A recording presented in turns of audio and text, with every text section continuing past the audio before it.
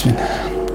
Assalamualaikum warahmatullahi wabarakatuh.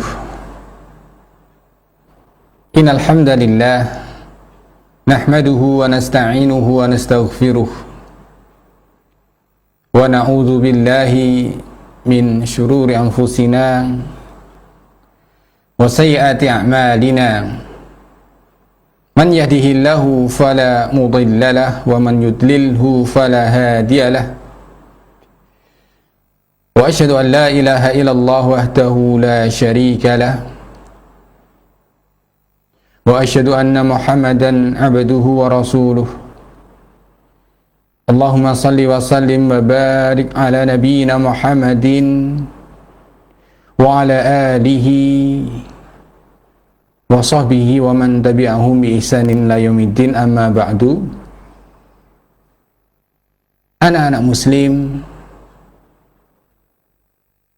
pemirsa TV kita dan juga pendengar radio kita dimanapun kalian berada, alhamdulillah, segala puji dan syukur marilah senantiasa kita memanjatkannya kehadirat Allah Subhanahu wa ta'ala. Karena di kesempatan yang berbahagia ini, di hari yang berbahagia ini, di pagi yang cerah ini, Allah kembali memudahkan kita bisa bertemu melalui acara ini lagi. Setelah qadarullah ma syaa fa'al, pada pertemuan pekan lalu, ya kita tidak bisa menyelenggarakan acara ini karena Ustadz ada uzur. Karena itu alhamdulillah hari ini ketika kita dimudahkan kembali oleh Allah Subhanahu wa taala untuk saling menyapa, kita syukuri. Shalawat serta salam tak lupa marilah senantiasa kita haturkan kepada suri tauladan kita Rasulullah Muhammad sallallahu alaihi wasallam, dan semoga pula tercurah kepada seluruh keluarga beliau, kepada seluruh sahabat-sahabat beliau, dan juga semoga pula tercurah kepada seluruh kaum muslimin, yang tentunya kaum muslimin yang selalu senantiasa setia mengikuti jalan hidup beliau, mengikuti ajaran-ajaran beliau, menapaki jalan hidup beliau, sunnah-sunnah beliau sampai akhir zaman. Dan semoga kita semuanya termasuk ke dalam golongan tersebut, golongan orang-orang yang selalu setia mengikuti jalan hidup beliau dalam seluruh aspek kehidupan kita, sehingga dengan begitu semoga kita termasuk golongan orang-orang yang paling berbahagia mendapatkan syafaat beliau nanti di hari kiamat. Allahumma amin. Anak-anak muslim sekalian, alhamdulillah hari ini kita masih akan melanjutkan kitab 10 kisah hidayah sahabat Nabi, yang mana biasanya Ustadz akan memberikan tambahan-tambahan dari sumber lain agar lebih lengkap dari apa yang kita baca di buku ini. Baik, untuk hari ini kita akan melanjutkan ke nomor berapa? Nomor 8 ya, kita kisah sahabat yang nomor 8, yang tentunya insya Allah tidak kalah menariknya dengan sahabat-sahabat yang terdahulu. Hari ini kita akan membaca tentang kisah seorang sahabat yang mulia, Ikrimah bin Abu Jahal. Pasti kaget, kok ada sahabat yang namanya Ikrimah bin Abu Jahal? Padahal Abu Jahal kan sudah masyhur di antara kita, musuh Islam, orang yang paling benci dengan Rasulullah, orang yang paling ingin menghapuskan, menghancurkan Islam dari muka bumi. Ya kok ada seorang sahabat yang bernama Ikrimah bin Abu Jahal? Artinya ini menunjukkan bahwasanya Ikrimah itu anaknya Abu Jahal. Ya benar, memang seperti itu. Kok bisa anaknya seorang yang paling benci dengan Islam kok bisa menjadi sahabat? Nah, tentunya kita akan semakin penasaran. Baik ya, kita akan baca kisahnya. Bagaimana Ikrimah ini nanti bisa masuk Islam. Padahal orang tuanya adalah orang yang kafir. Baik. Kita akan baca Ikrimah bin Abu Jahal radhiyallahu anhu. Ya. Di zaman dahulu hiduplah seorang pemuda yang sangat pemberani, memiliki tubuh yang sangat kuat, dan dia mahir sekali, sangat pintar di dalam berkuda. Dengan kepandaiannya berkuda, ia mudah saja lari. Ia mudah sekali lari dari kaum muslimin ketika perang berkecamuk. Ya, ketika perang ternyata kalah pasukannya, dia akan dengan mudah lari karena dia adalah seorang penunggang kuda yang sangat lihai. Dialah Ikrimah bin Abu Jahal. Siapa? Ikrimah bin Abu Jahal. Usianya masih 30 tahun ketika Rasulullah sallallahu alaihi wasallam beliau menerima wahyu. Ayo. Siapa masih ingat? Rasulullah beliau menerima wahyu ketika usia berapa? Berapa? Ketika usia 40. Benar sekali.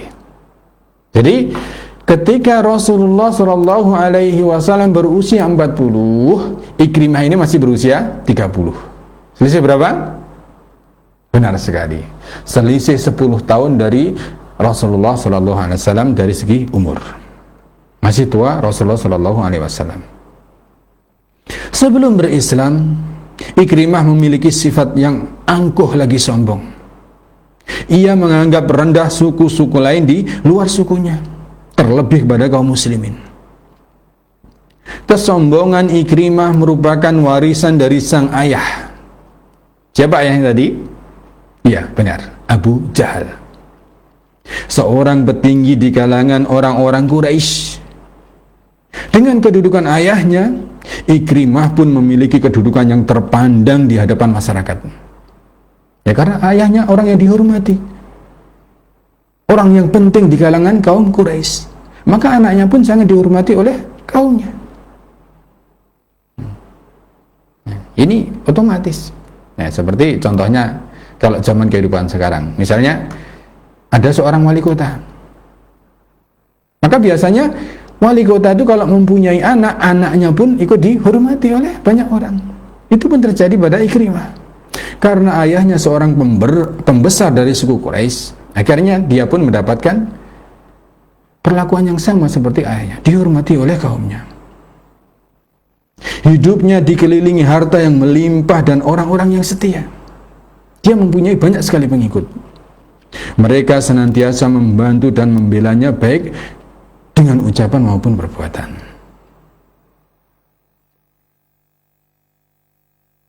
Mengapa? Ya karena itu tadi. Karena ayahnya adalah seorang yang sangat dihormati oleh kaum Quraisy. Siapa ayahnya tadi? Abu Jahal. Siapakah Abu Jahal? Tentunya kalau kita berbicara Abu Jahal, siapakah di antara kita yang tidak mengenal nama ini? Ya, Abu Jahal. Ini nama yang sangat terkenal.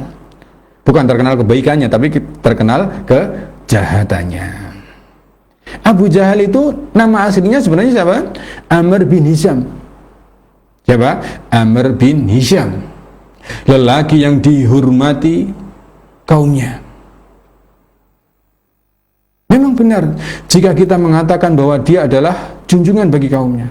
Dia adalah pembesar di kaumnya, lelaki yang dihormati, ditaati dan mempunyai jabatan dan kekuasaan di kalangan Quraisy. Namun ternyata dia telah mengubur dirinya. Dia telah berkeras hati dengan pasir-pasir kekafiran yang ada di dalam hatinya. Padahal jika dia menghendaki, dia bisa menghidupkan dirinya dengan menggunakan cahaya iman. Karena itulah, karena dia terkenal sebagai orang yang sangat jahat, orang yang paling kafir dari kalangan umat ini. Karena itulah ia berhak mendapatkan laknat dari Allah. dan menjauhkan dari keridhaan Allah.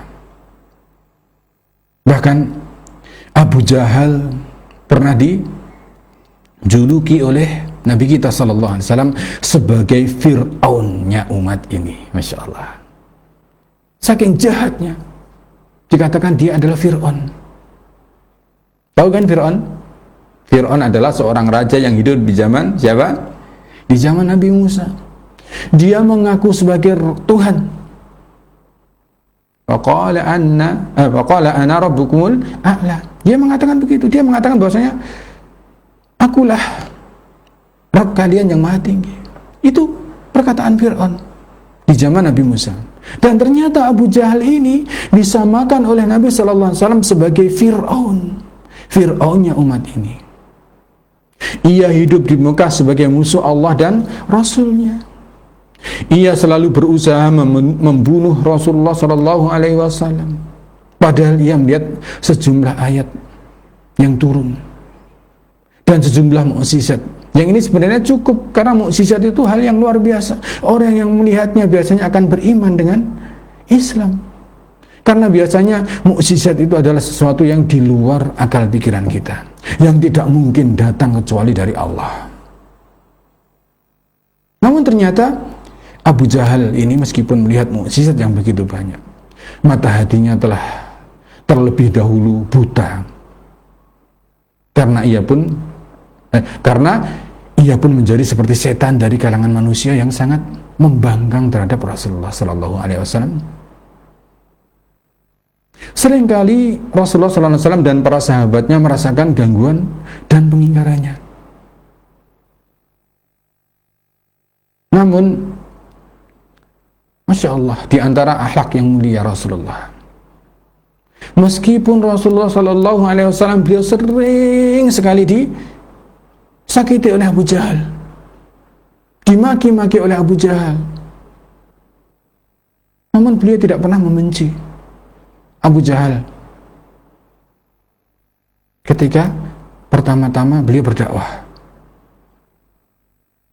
bahkan beliau pernah berhadap Abu Jahal ini masuk Islam. Pernah suatu hari diriwayatkan beliau pernah berdoa kepada Allah, ya Allah, kuatkanlah Islam dengan salah satu di antara dua orang ini. Siapa? Amr bin Hisham atau Umar bin Al-Khattab. Yang sama-sama keduanya waktu itu masih kafir, belum masuk Islam.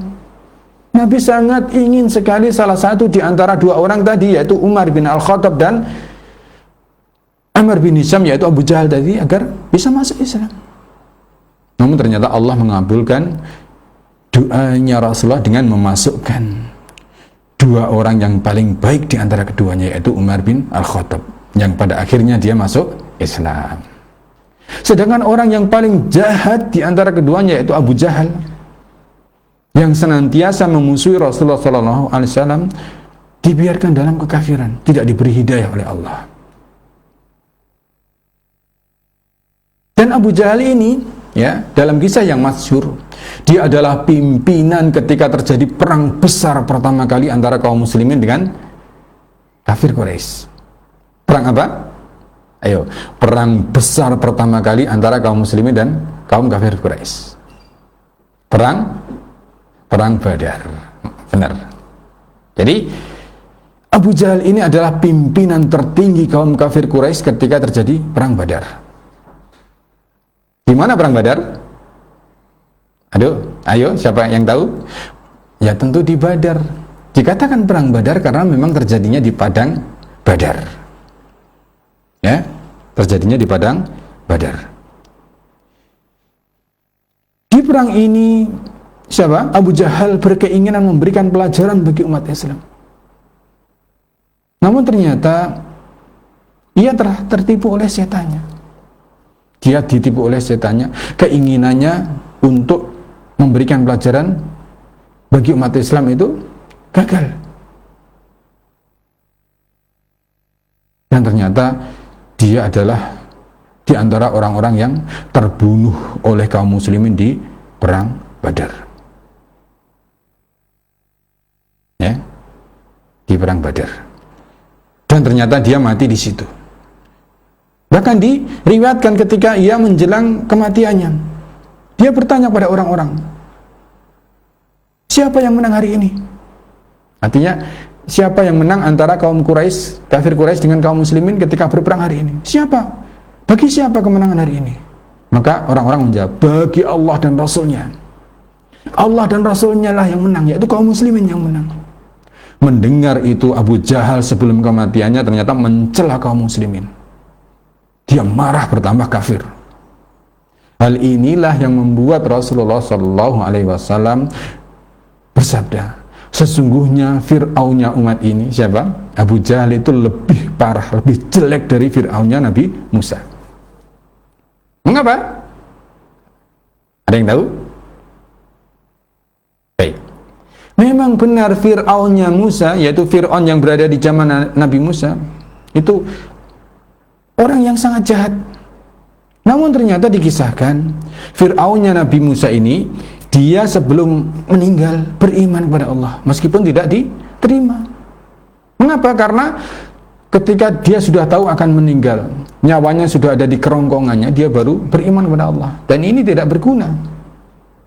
Tidak berguna bagi siapapun yang dia beriman kepada Allah di saat dia sudah mendekati ajalnya. Namun ternyata tadi dikisahkan Fir'aunnya umat ini, yaitu Abu Jahal, di saat menjelang kematiannya bukan beriman, bahkan bertambah kafir, mencaci maki, mencela kaum muslimin. Inilah sebabnya mengapa Abu Jahal itu lebih jelek dari Fir'aunnya Nabi Musa.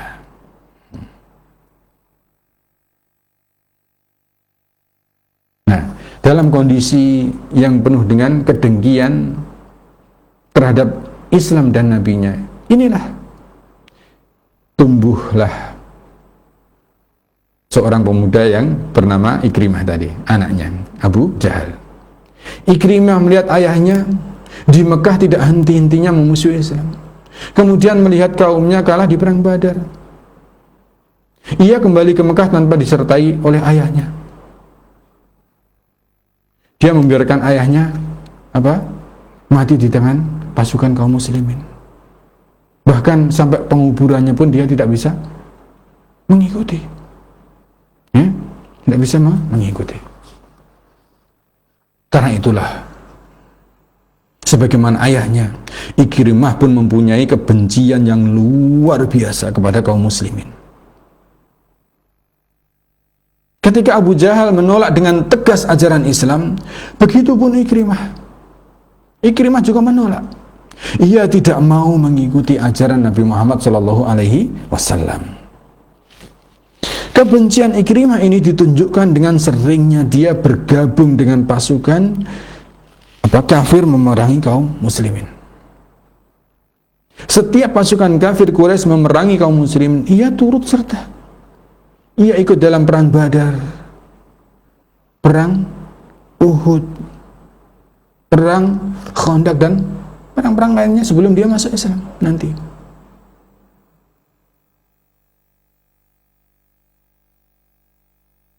Sebagaimana kita kisahkan tadi, di perang Badar pun ternyata Ikrimah mengikutinya.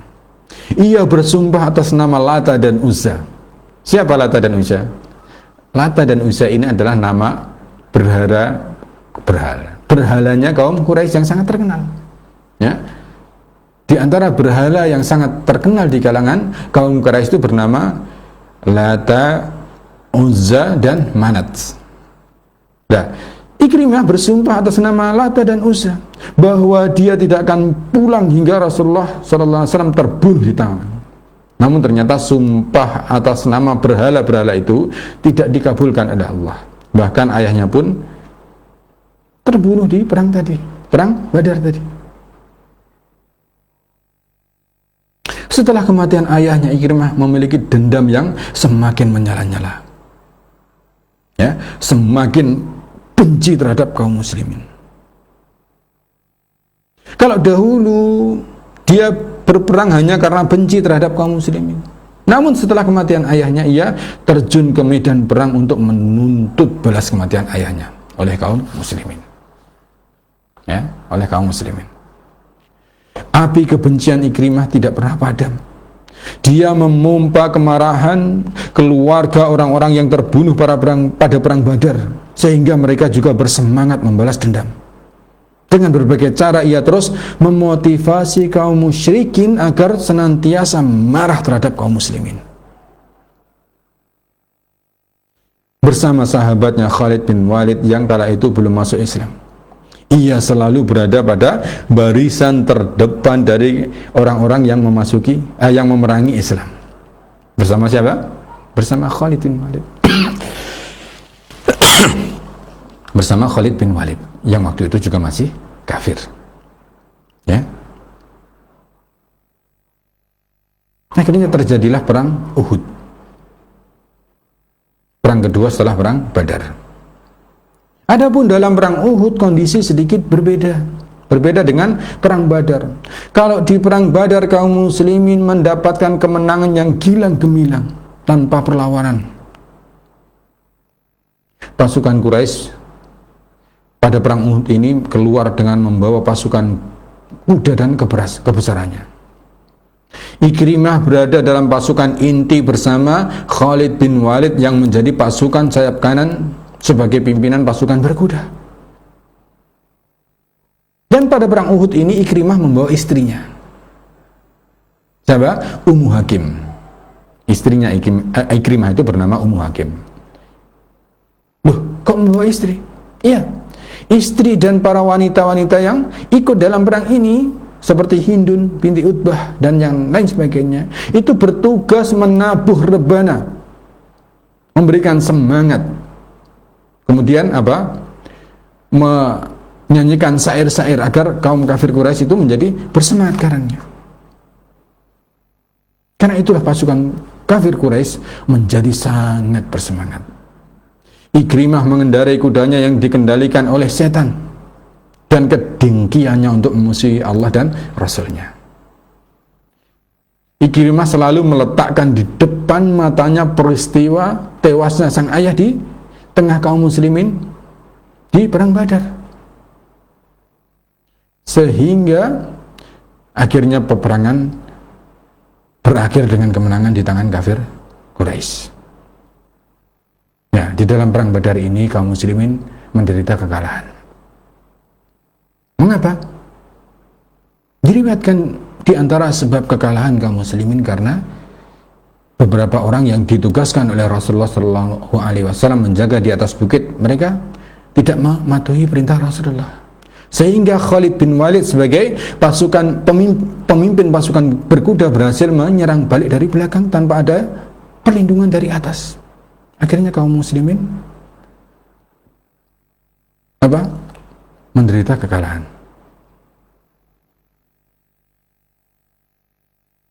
Kemudian setelah perang Uhud, terjadi kembali perang yang besar antara kaum muslimin dan kaum kafir Quraisy.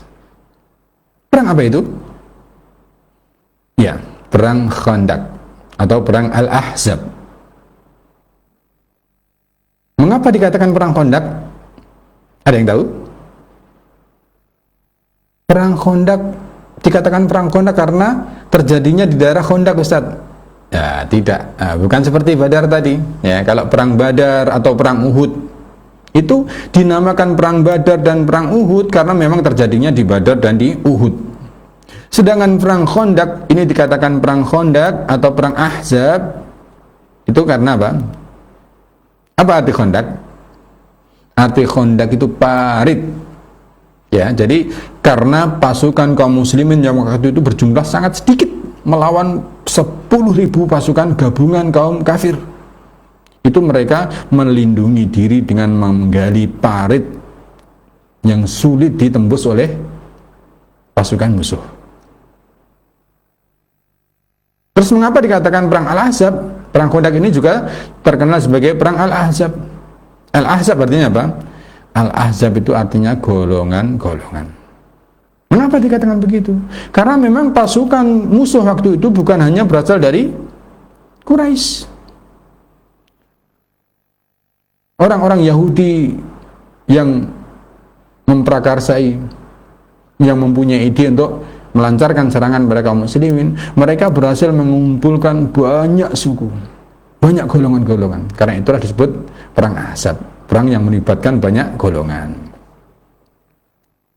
Dan di perang Al-Ahzab ini, Ikrimah adalah salah satu dari ribuan anggota pasukan kafir yang mengepung kota Madinah, kota Rasulullah SAW dan orang-orang Islam.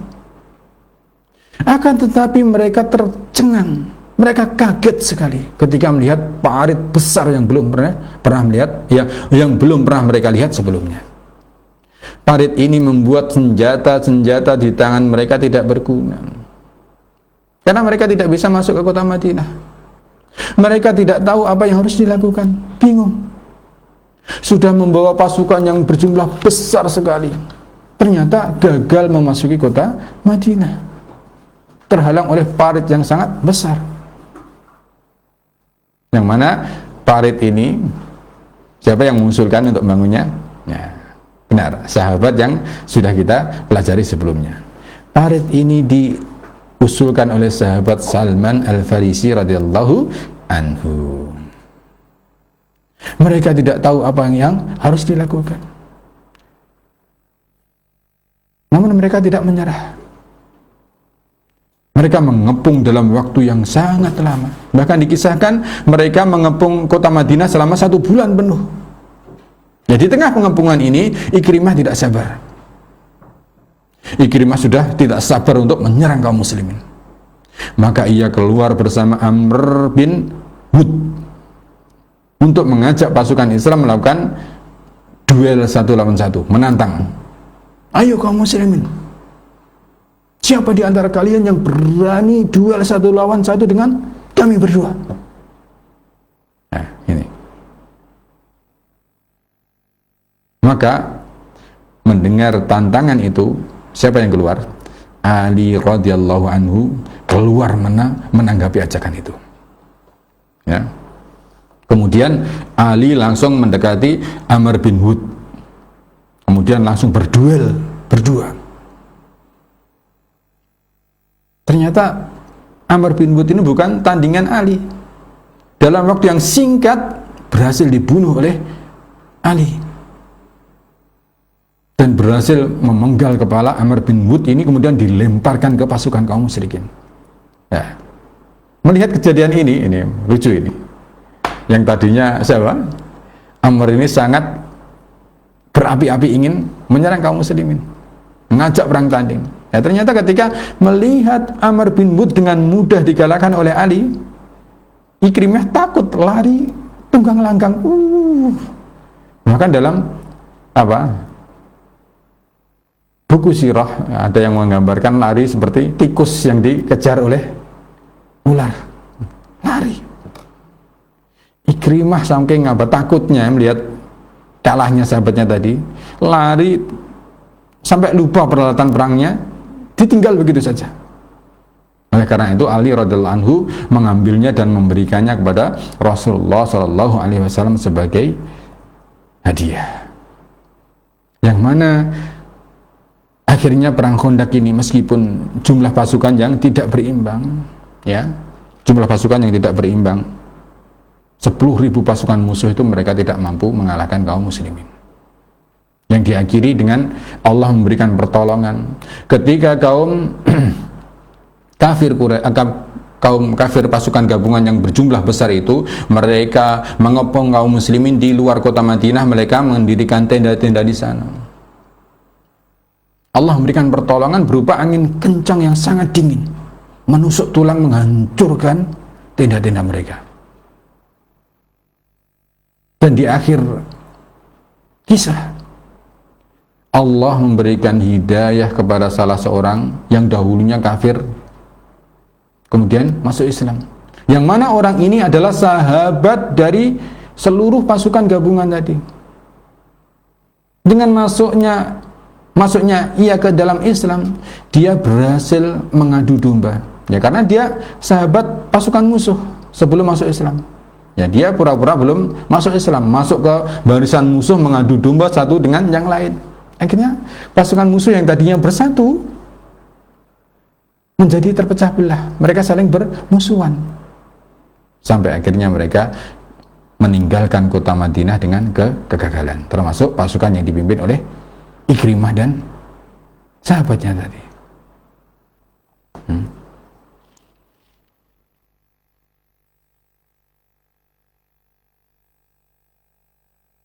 Siapa sahabatnya tadi? Yaitu Khalid bin Walid. Namun ternyata Khalid bin Walid setelah itu lebih dahulu menerima cahaya Islam. Akhirnya Khalid bin Walid yang tadinya menjadi pasukan yang berhasil mengalahkan kaum muslimin di perang Uhud diberi hidayah oleh Allah Subhanahu wa taala sampai akhirnya dia masuk Islam. Namun sayang Ikrimah masih menolak dan tetap kekeh dengan kekafirannya. Ternyata kekalahan yang diderita oleh kaum kafir Quraisy dari kaum muslimin, begitu banyak mukjizat yang dia lihat, belum bisa memasukkan dia ke dalam Islam. Ya. Sampai akhirnya Allah memenangkan kaum muslimin. Mereka berhasil menaklukkan kota Mekah. Ya, mereka berhasil menaklukkan kota Mekah.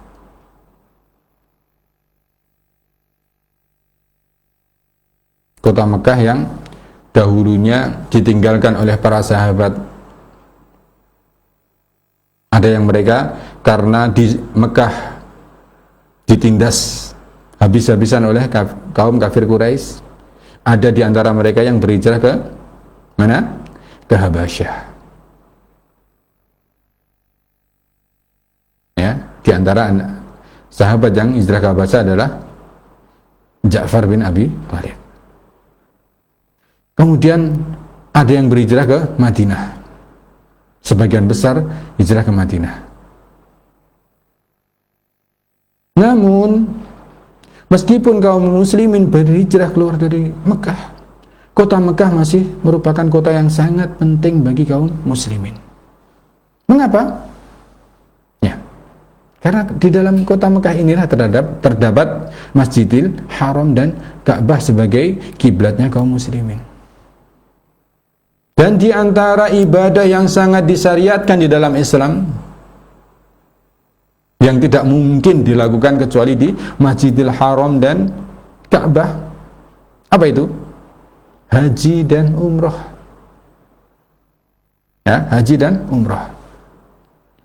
Maka karena pentingnya kota Mekah bagi kaum muslimin, kaum muslim berusaha untuk menaklukkannya. Sampai akhirnya mereka berhasil menaklukkan kota Mekah. Namun kemenangan ini tidak terlepas dari perlawanan.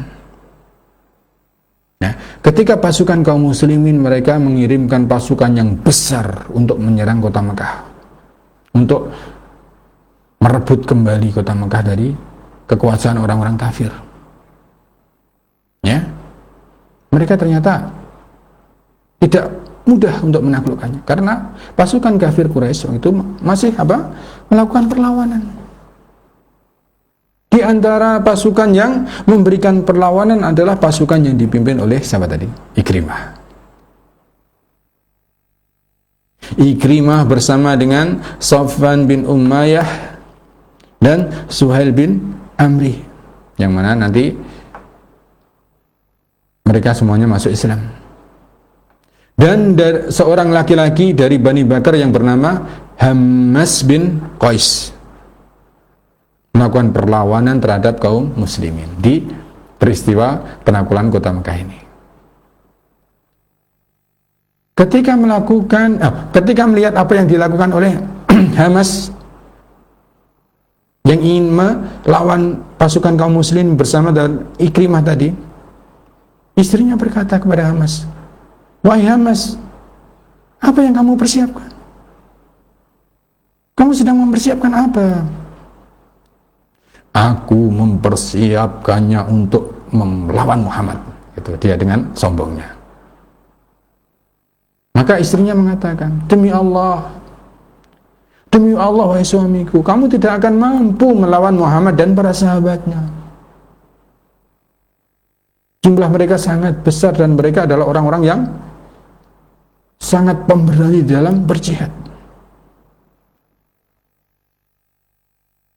Maka meskipun sudah beri peringatan oleh istrinya, Hamas tetap sombong dan dia berkata, kami akan membunuh mereka dan kami akan mempunyai pembantu-pembantu dari mereka. Mereka yang mati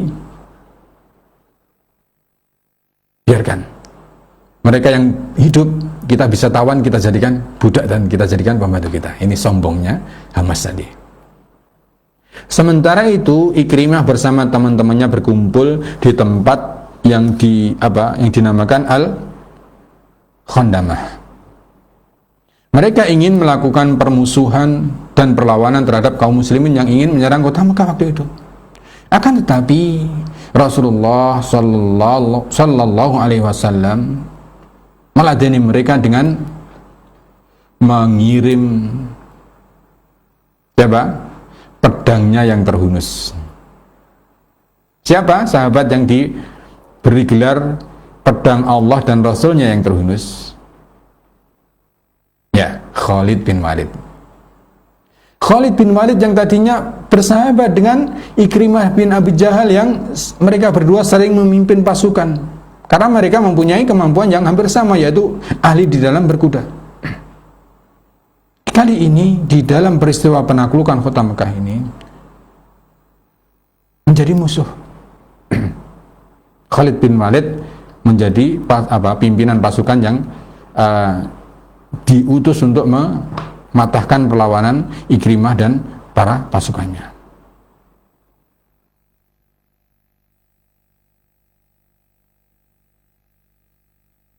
Maka ketika pasukan Ikrimah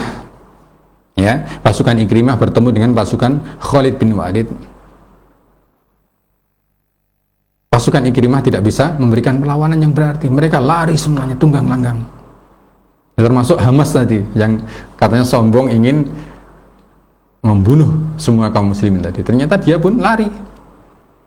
Bahkan diceritakan Hamas ini lari sampai masuk ke rumahnya, kemudian mengunci pintunya, takut di dalam rumahnya.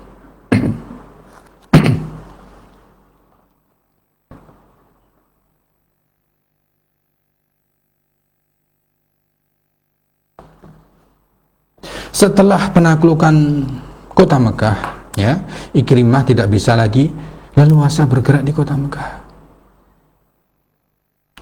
Ikrimah merasa tidak aman. Rasulullah memang telah memaafkan segala kesalahan orang-orang Quraisy. Diceritakan bahwasanya ketika beliau berhasil menaklukkan kota Mekah kembali, beliau mengumpulkan seluruh penduduk Mekah. Sebelum menghancurkan semua berhala-berhala yang ada di sekitar Masjidil Haram dan sekitar Ka'bah. Karena ketika kaum muslimin mereka berhijrah ke Madinah, Ka'bah dikuasai oleh orang-orang musyrik Quraisy, sehingga mereka meletakkan begitu banyak berhala. Dalam riwayat disebutkan berapa? 360 berhala di sekitar Masjidil Haram dan sekitar Ka'bah. Begitu menaklukkan kota Mekah, berhala-berhala ini langsung semuanya dihancurkan. Kemudian beliau mengumpulkan seluruh penduduk Mekah, karena mereka sudah menyerah. Mereka menanyakan, wahai penduduk Mekah, kira-kira setelah kalian mengetahui apa yang kalian lakukan kepadaku dan kaum muslimin, setelah kalian kalah seperti ini, intinya seperti itu, kira-kira menurut kalian apa yang akan aku lakukan terhadap kalian? Orang-orang kafir Quraisy ini yang mereka menyerah takut, karena mereka tahu bahwasanya mereka sudah melakukan permusuhan yang sangat terhadap kaum muslimin. Karena itu mereka takut, mereka tidak bisa berbuat apa-apa. Kemudian mereka ngelem. Apa itu ngelem? Mereka merayu Rasulullah SAW. Yang tadinya mereka orang yang sangat memusuhi, namun mereka karena takut, karena kalah, ngerayu. Akhun karim, ya benar akhun karim.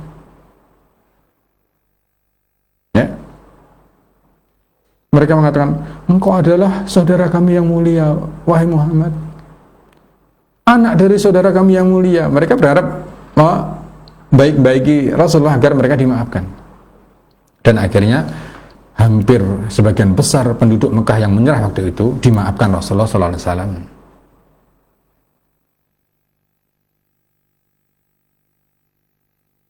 Karena dimaafkan inilah hampir sebagian besar penduduk kota Mekah masuk Islam.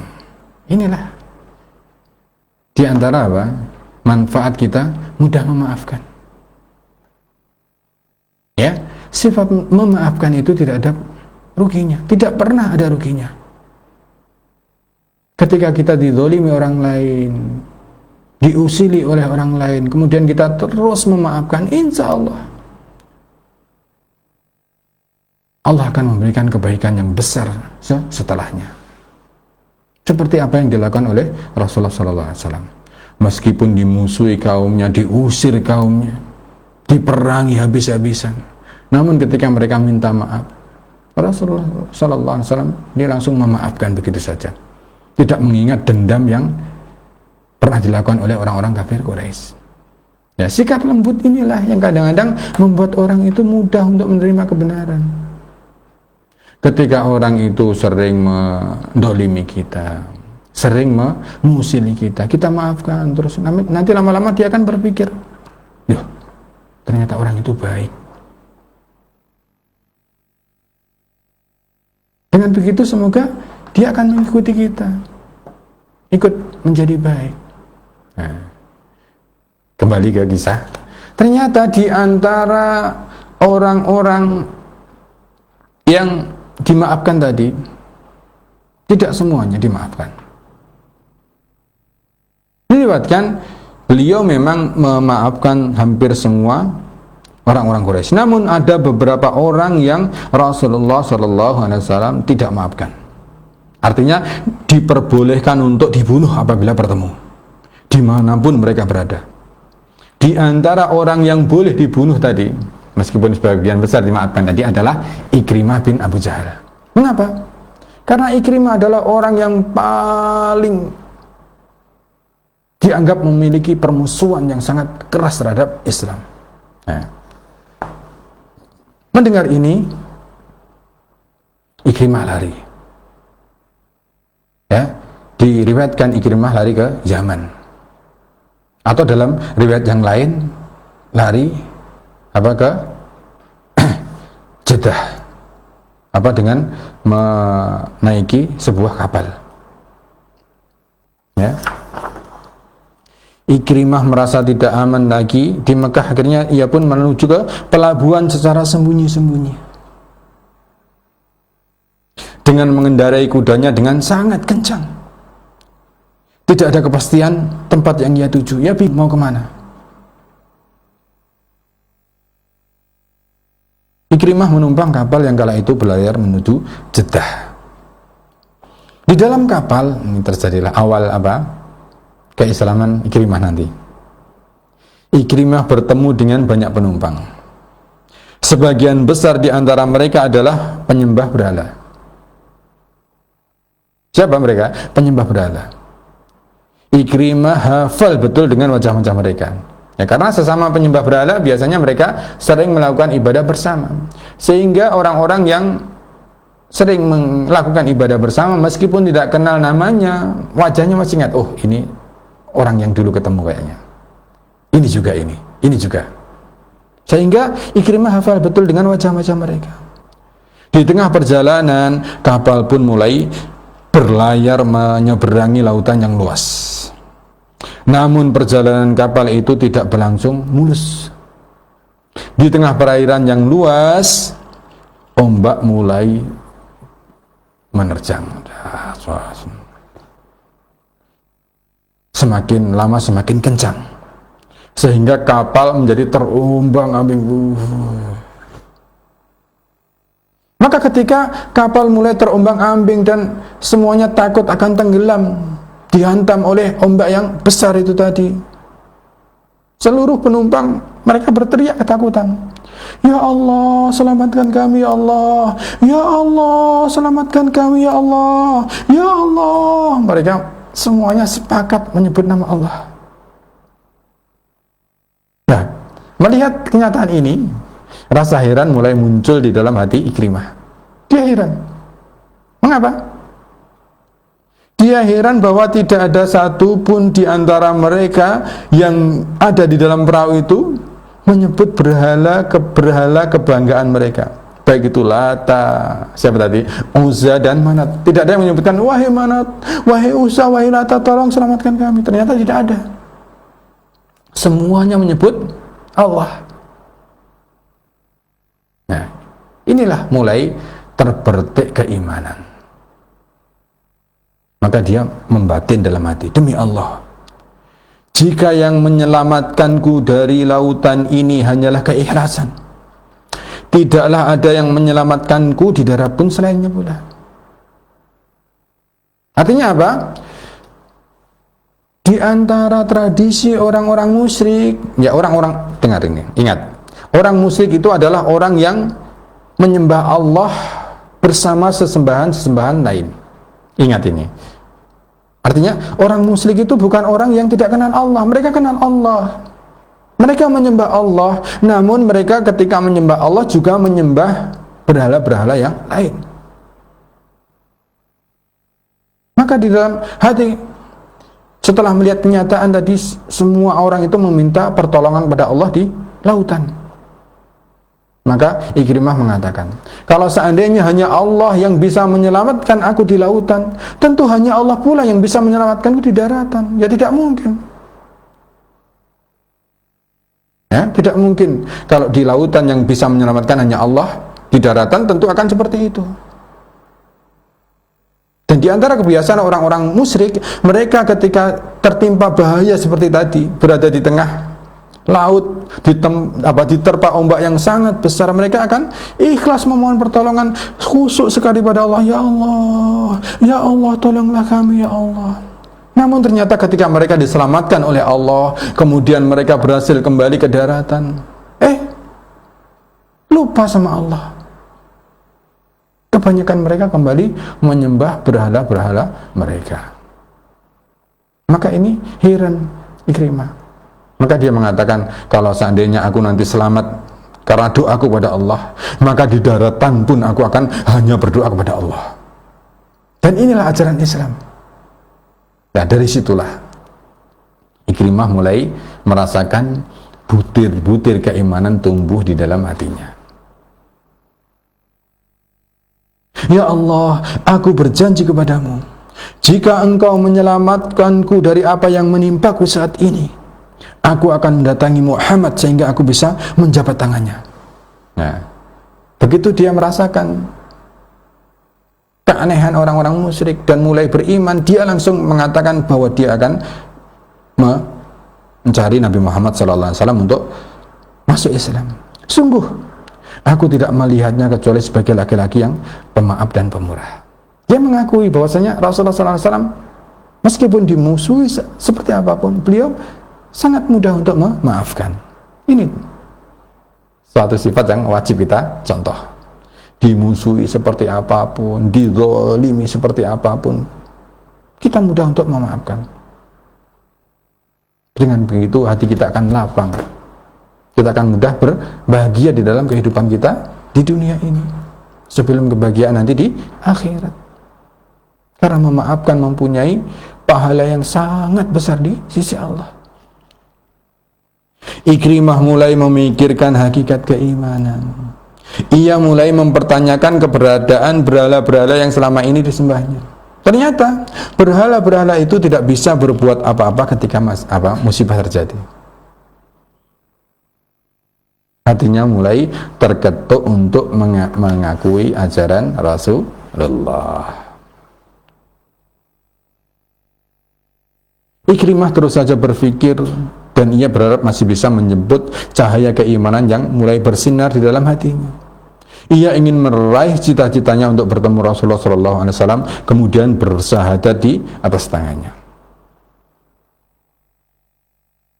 Perlahan tapi pasti kapal berlayar kembali ke pelabuhan. Rencana perjalanan kapal yang tadi ingin menuju ke Jeddah dibatalkan. Nah, di pelabuhan inilah Ummu Hakim. Apa? Siapa Ummu Hakim tadi? Siapa? Ummu Hakim adalah istrinya Ikrimah. Bertemu dengan Ikrimah. Duh, kok bisa? Karena apa? Dikisahkan Ummu Hakim tadi ketika penaklukan kota Mekah, dia termasuk orang-orang yang akhirnya masuk Islam.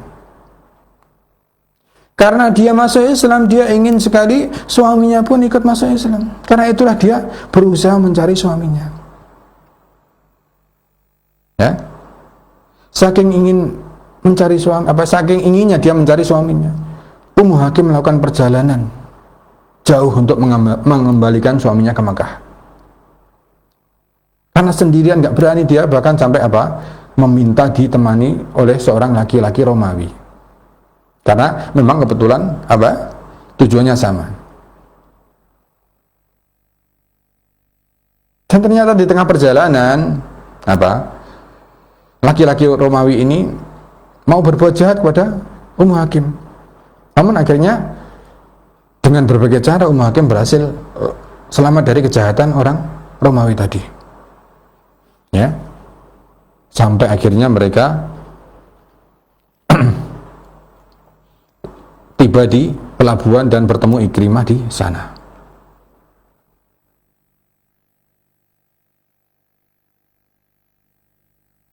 Dia kaget karena di depannya terdapat istrinya, dan istrinya yaitu Ummu Hakim tadi begitu bertemu dengan Ikrimah langsung berkata, "Aku datang kepadamu dari manusia yang paling baik." Karena dia sudah masuk Islam. Manusia yang paling penyayang, manusia yang paling santun, dari Rasulullah SAW. Aku telah meminta perlindungan dan keamanan untukmu darinya. Beliau telah menjamin keamanan. Beliau telah menjamin keamananmu. Artinya, kalau kamu mau masuk Islam, beliau akan maafkan. Maka janganlah kamu binasakan dirimu sendiri. Kembalilah, karena sungguhnya kamu akan aman.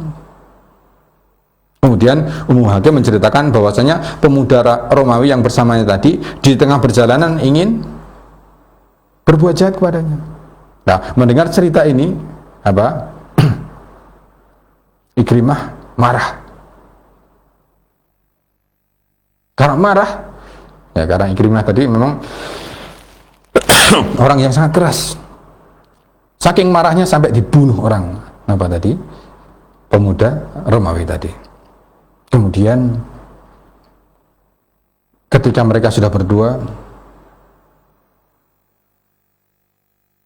dan ketika Ikrimah ingin mendekati Ummu Hakim, ya karena Ummu Hakim istrinya, Ummu Hakim berkata, "Wahai Ikrimah, sesungguhnya kamu ini masih musyrik, sedangkan aku seorang muslimah. Maka Allah telah mengharamkan kamu mendekatiku, tidak boleh." Nah, kata-kata itu seperti panah yang menancap di hati Ikrimah, sehingga Ikrimah pun kecewa, pikirannya menjadi kacau balau. Sementara di Mekah dikisahkan, ya ternyata di Mekah Rasulullah SAW sudah menerima wahyu.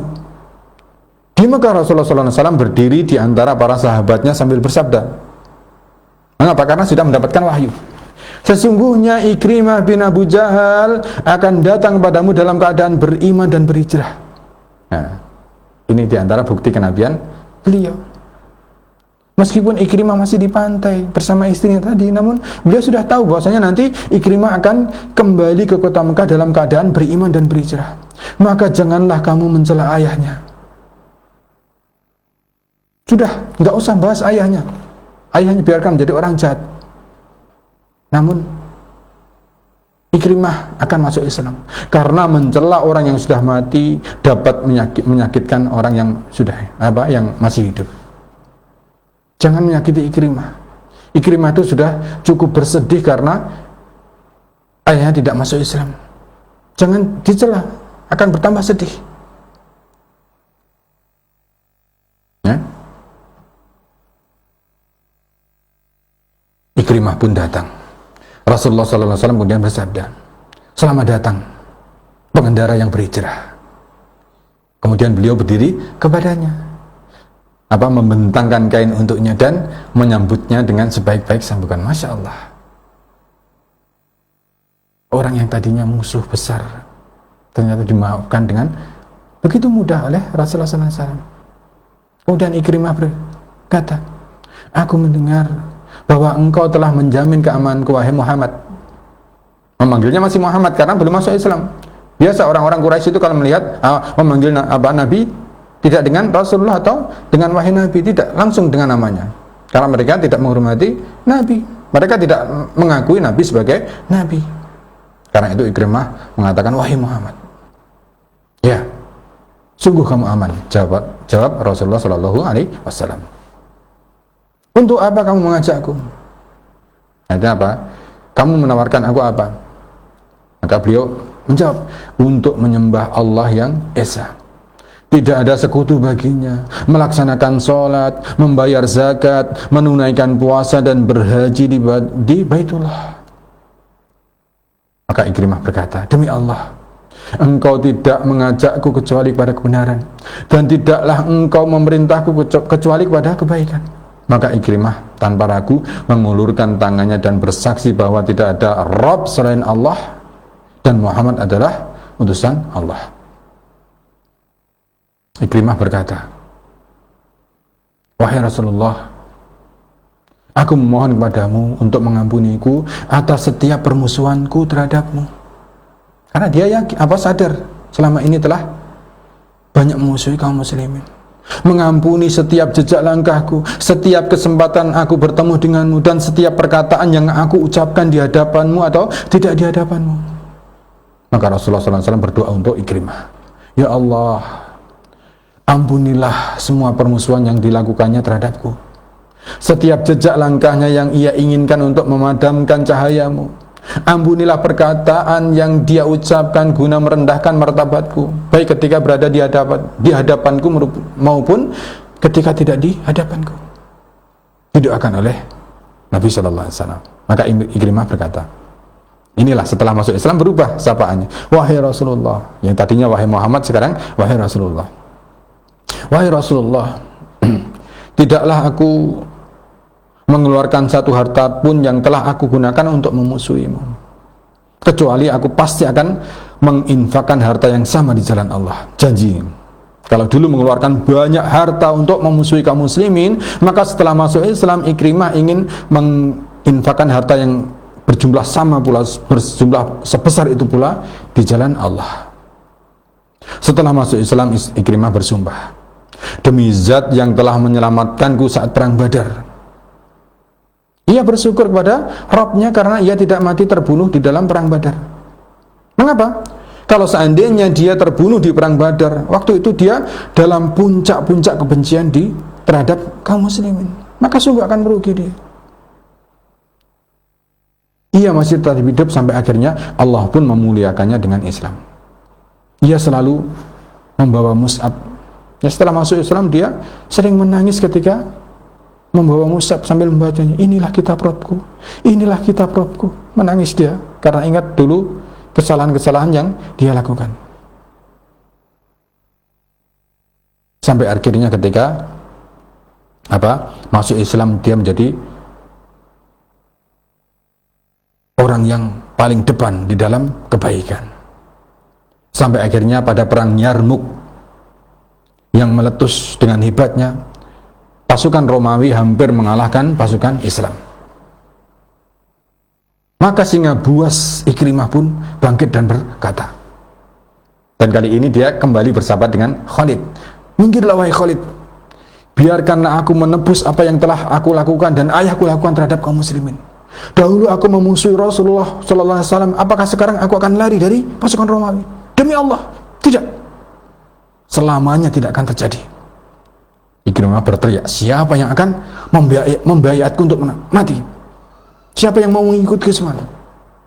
Maka pasukan kaum muslimin yang waktu itu berjumlah banyak, 400 diantaranya mengikuti. Mereka memasuki arena peperangan hingga mereka dapat mengalahkan pasukan Romawi, dan Allah pun memberikan kemenangannya dan kemuliaan terhadap pasukannya. Namun ketika perang selesai, Ikrimah tergeletak di antara pasukan kaum muslimin yang terluka. Di tubuhnya dihitung ada 70 luka. Ya, 70 luka. Dan ini menjadi kisah yang sangat masyhur ketika siapa? Ikrimah akan meninggal dunia. Dikisahkan bahwasanya ketika akan meninggal dunia, Ikrimah ini melihat ada orang yang meminta air. Ya, ada orang yang ingin meminta air. Kemudian ketika dia mau meminum, ternyata ketika mau minum, sahabat apa? Ada orang lain yang ada di dekatnya juga hampir mati, hampir meninggal. Dia memberikan isyarat, dia pun ingin minum. Masya Allah. Inilah apa? Ketinggian iman Ikrimah setelah masuk Islam. Meskipun dia sangat membutuhkan, dia sudah hendak meninggal, sangat haus sekali ingin minum. Melihat ada orang lain yang memberikan isyarat ingin minum, gak jadi diminum. Berikan saja kepada dia. Maka orang yang memberi minum tadi langsung menuju ke sahabat yang kedua tadi. Nah, ternyata sahabat yang kedua tidak kalah dengan Ikrimah. Ketika hampir meminum air yang diberikan tadi, ada sahabat sampingnya lagi memberikan isyarat dia ingin minum. Maka dia mengatakan, berikan saja kepadanya. Masya Allah, inilah para sahabat. Dalam hal dunia mereka mengutamakan orang lain. Ya, mereka menganggap dunia itu kecil, sehingga mereka itu kalau masalah dunia enggak mengutamakan orang lain, mereka itu tidak mementingkan dirinya sendiri. Dan ternyata apa yang terjadi ketika sahabat yang kedua tadi meminta untuk diberikan kepada sahabat ketiga, ketika orang yang membawa air itu sampai ke sahabat yang ketiga, ternyata belum sampai minum, sahabat ketiga yang meninggal. Kemudian yang memberi minum kembali kepada sahabat yang kedua. Ternyata ketika sampai ke sahabat yang kedua ternyata juga sudah meninggal. Maka tidak jadi diminumkan ke sahabat yang kedua. Kemudian dia kembali lagi ke Ikrimah tadi. Dia lari ke Ikrimah untuk diberi minum. Ternyata sampai di situ Ikrimah pun meninggal sebagai syahid di perang Yarmuk. Maka Ikrimah telah berada di dalam keimanan dan keislaman yang sempurna. Hari-harinya dipenuhi dengan ibadah dan jihad. Bahkan tidak ada satu dosa pun yang dia lakukan setelah masuk Islam. Bahkan ia berjanji untuk menginfakkan semua hartanya di jalan Allah. Padahal apa? Sebelumnya ia habiskan seluruh hartanya untuk menyerang Rasulullah dan kaum muslimin. Masya Allah. Allah memberikan taufik kepada siapapun yang dikehendaki, termasuk pada Ikrimah. Semoga Allah meridhoi Ikrimah bin Abu Jahal radhiyallahu anhu. Masya Allah. Seorang yang dahulunya memusuhi kaum muslimin, berakhir dengan sangat indah jihad di jalan Allah. Semoga kita semuanya bisa mengambil faedah yang besar dari apa yang kita bacakan hari ini. Barangkali ini ya akhir dari kisah sahabat yang mulia Ikrimah bin Abu Jahal. Insya Allah kisah yang tak kalah menariknya akan kita bacakan pada pertemuan ke depan.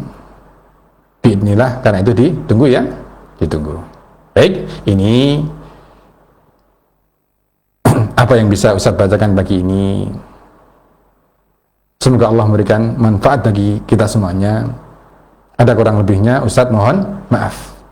Kita akhiri, subhanakallahumma wa bihamdika asyhadu an la ilaha illa anta astaghfiruka wa atubu ilaik. Assalamualaikum warahmatullahi wabarakatuh.